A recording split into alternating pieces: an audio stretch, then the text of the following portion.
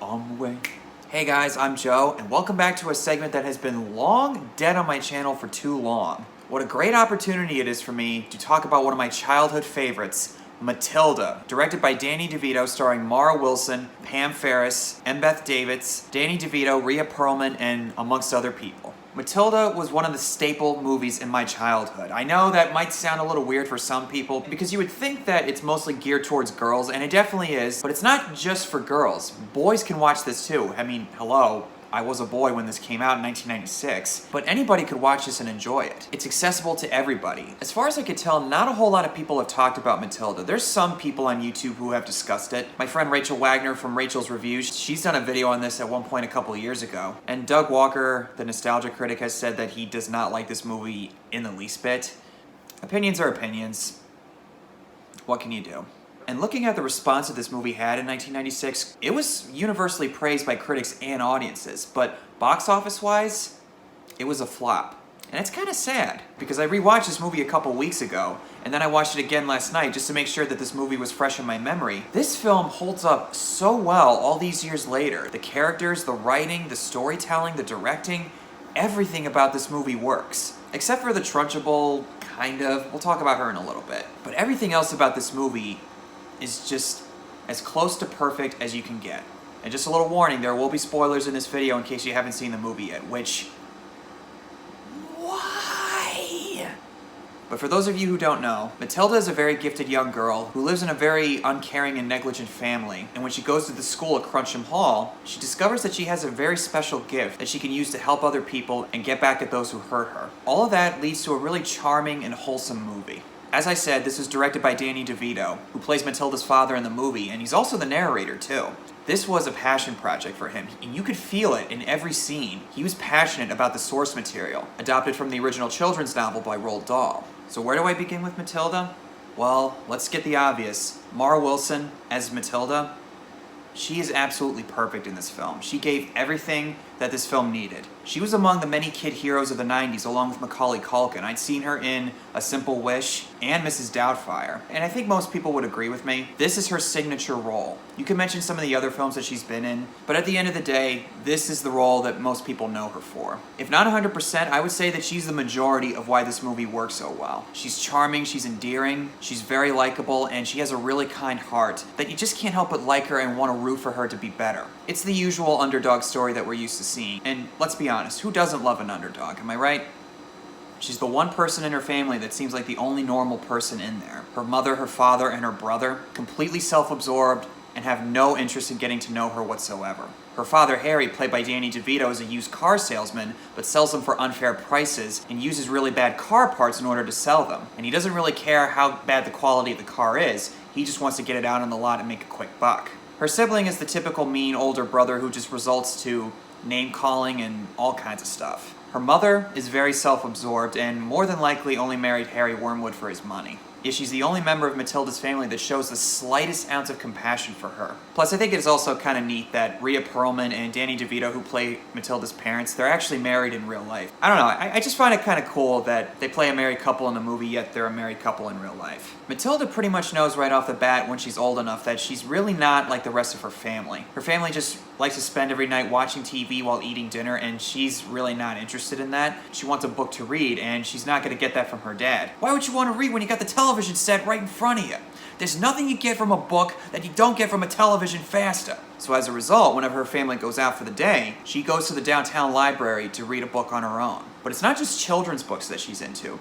She'll read any book, and I mean any book that she can get her hands on. As we see later in the movie, she'll read a book on mathematics, constitutional law, a book about animals, anything. And as a result of that, she gains so much knowledge that people like her family are a bit impressed, but they don't really know how to respond to it. But yet her teacher, Miss Honey, is clearly impressed by that. And she tries to get her to join a really advanced class due to her intelligence, but is unable to do so. And it shows in certain scenes, like when her father's trying to add up all the money of all the profits of car sales that he made. Matilda's just sitting at the table reading, doesn't really look like she's paying attention, but when he asks his son, what does it add up to? And she says, $10,265.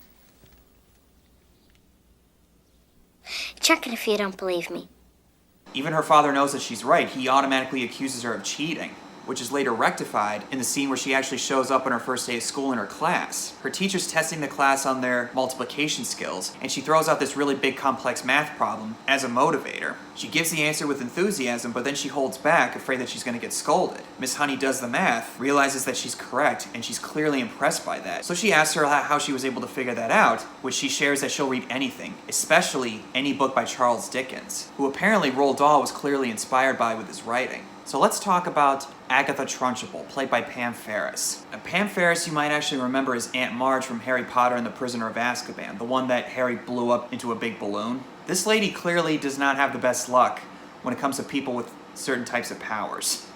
Agatha Trunchbull really fits into the category of campy, over-the-top villains, especially from children's books, and very much movie villains of the 90s as well. There's really not a whole lot of backstory to Agatha Trunchbull. Even though we do get some of it, it turns out that she's the stepsister of Miss Honey's father, which makes her Miss Honey's aunt. And it's also implied that she might have killed Miss Honey's father, but it's never really clarified as to what exactly happened. But it kind of makes me go, yeah, I think she did kill him in order to get his money, considering that he was a doctor and he was very wealthy. But we don't know exactly what led her to be the way she is. She's very strict, very intimidating. She hates children with extreme prejudice and won't hesitate to punish them in a way that she sees fit, like throwing that poor girl Amanda over the fence by her hair, or making Bruce Bogtrotter stuff his face with a giant chocolate cake. Or throw a bunch of kids into what's called the chokey, where it's a giant pipe with jagged edges and a door with broken glass and nails sticking out. And Matilda even gets thrown into it at one point when the Trunchbull realizes that the car that her father sold her was a complete piece of junk. Wormwood, sell me your lemon. The apple never rubs far from the tree. That being said, you watch the movie, Pam Ferris is clearly having the time of her life. And she is absolutely mesmerizing to watch. And I've seen her in interviews outside of this movie, like the cast reunion of this movie that happened about 3 years ago. She comes off as the sweetest woman that you'll ever meet. Major props to her, because this character that she plays is absolutely despicable. But you cannot deny how great of a performance it is. Miss Honey, played by Embeth Davids, hopefully I'm saying that name right. Despite being raised by the Trunchbull, she comes off as a very kind-hearted person who's practically anybody's friend. And she and Matilda have this unlikely mother-daughter-like bond. They both bond over the fact that they come from very troubled homes and that they never really experienced that family-like love and bond that they've been craving for nearly all their lives. Just like Luke says to Rey in Rise of Skywalker, "Some things are stronger than blood." And one of the things that I really like about Matilda, it's not just the fact that she's a really sweet and nice kid, but she's smart, she's clever, she uses her head, similar to Macaulay Culkin in Home Alone. Once she realizes what she's capable of doing, she uses her powers to scare the Trunchbull when she's spying on her outside of her house, making her think that the ghost of Miss Honey's father is haunting her. And that sequence is actually quite suspenseful. If you try to remove the fact that you know that Matilda's out there causing all this stuff to move around, and you're trying to experience it from the Trunchbull's perspective, it's actually kind of creepy. And Danny DeVito did a great job of building the tension in that scene, especially in the sequence where she and Miss Honey are trying to hide from the Trunchbull in her house. The music by David Newman really adds to the tension. Seriously, just listen to this. Who's in my house?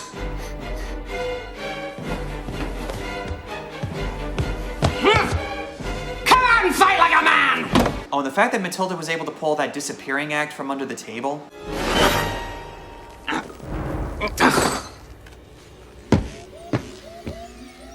Remind you of anybody? Is that you?